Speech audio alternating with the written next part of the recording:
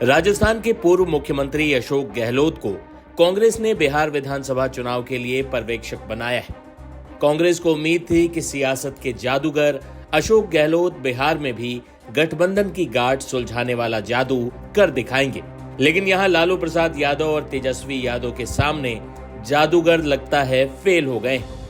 अब सियासी गलियारे में यही सवाल तैर रहा है कि क्या उन्होंने भी राजद की विशाल काय इच्छा के सामने सरेंडर कर दिया है। बिहार विधानसभा चुनाव में सीटों की खींचतान और महागठबंधन की उलझी गांठों को सुलझाने कांग्रेस के वरिष्ठ नेता अशोक गहलोत बुधवार को पटना पहुंचे, जहां उनकी मुलाकात लालू यादव और तेजस्वी यादव से हुई। 1 घंटे तक चली इस मुलाकात की तस्वीरें भी सामने आई हैं, जिसमें इन तीनों नेताओं के अलावा राबड़ी देवी भी नजर आ रही। मुलाकात के बाद अशोक गहलोत ने कहा कि गुरुवार को प्रेस कॉन्फ्रेंस में पूरी तस्वीर साफ हो जाएगी। सिर्फ 5-6 सीटों पर फ्रेंडली फाइट है, महागठबंधन में कोई दरार नहीं। इतने बड़े महागठबंधन में 5-10 सीटों पर नई बात नहीं है। किसी भी प्रदेश में अगर अलायंस होगा तो हो सकता है कुछ सीटों पर जो मीडिया पे बहुत ज्यादा ही आ गया, ऐसा आ गया जैसे कि पता नहीं क्या हो गया, गठबंधन का क्या होगा, ऐसी स्थिति है नहीं। तमाम काम बहुत स्मूथली चल रहे हैं। आपको खुद को महसूस होगा 1-2 दिन के अंदर जो भी कंफ्यूजन है तमाम सब स्पष्ट हो जाएंगे। सर, ये फ्रेंडली फाइट कही जाएगी महागठबंधन की 12 सीटों पर? आपने समझे वो पता नहीं कितना रहेगा। अभी तो कल शाम तक का वक्त है।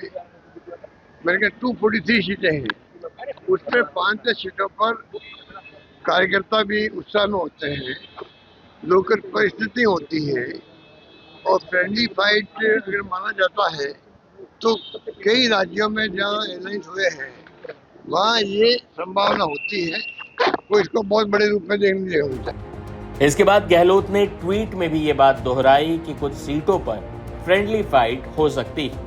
आज एआईसीसी बिहार प्रभारी श्री अल्लावरू के साथ श्री लालू प्रसाद यादव एवं तेजस्वी यादव के साथ बेहद सकारात्मक मुलाकात हुई।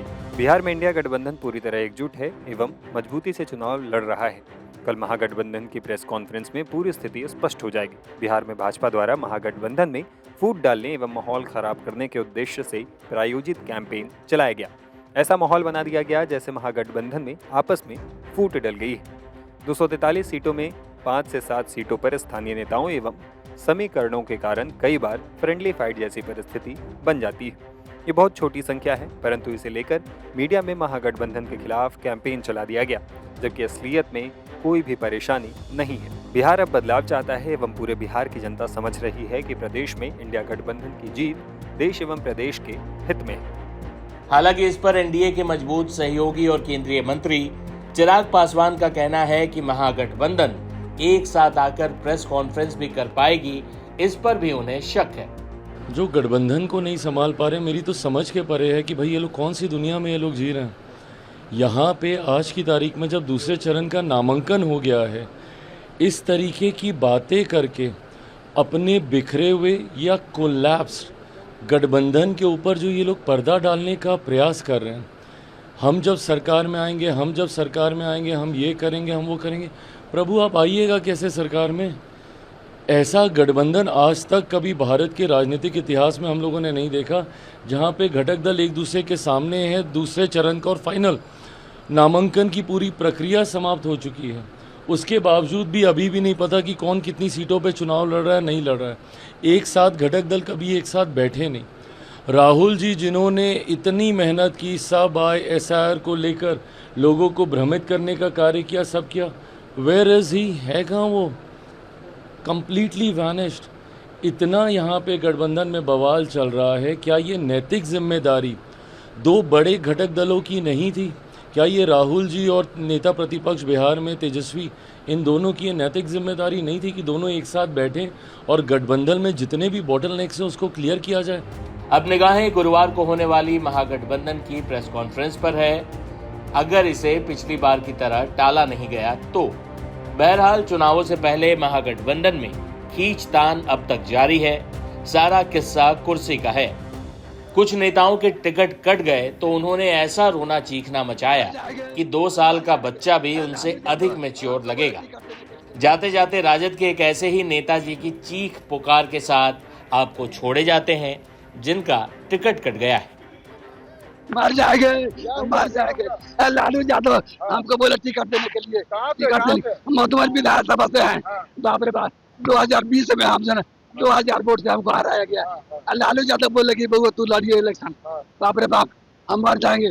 बेटा बेटी का शादी हम नहीं किए। बाप रे, बहुत अन्याय। दलाल को जो टिकट दिया संजय यादव, अरे बाप, अरे बाप, 2 करोड़ 70 लाख रुपए लिया है संतोष कुशवाहा, संजय यादव लिया है। कौन तो सुनील इसका जो है ना दलाल है, इंजीनियर सुनील लिया पैसा। लालू से हम प्राण दे देंगे। हमारे गुरु है लालू जी, गुरु है लालू जी, उनके लिए हम जान दे देंगे। अरे बाप, क्या करें, हम बर्बाद हैं। हम सब फाड़ लेंगे, सब फाड़ लेंगे, सब फाड़ लेंगे। अरे बाप रे बाप।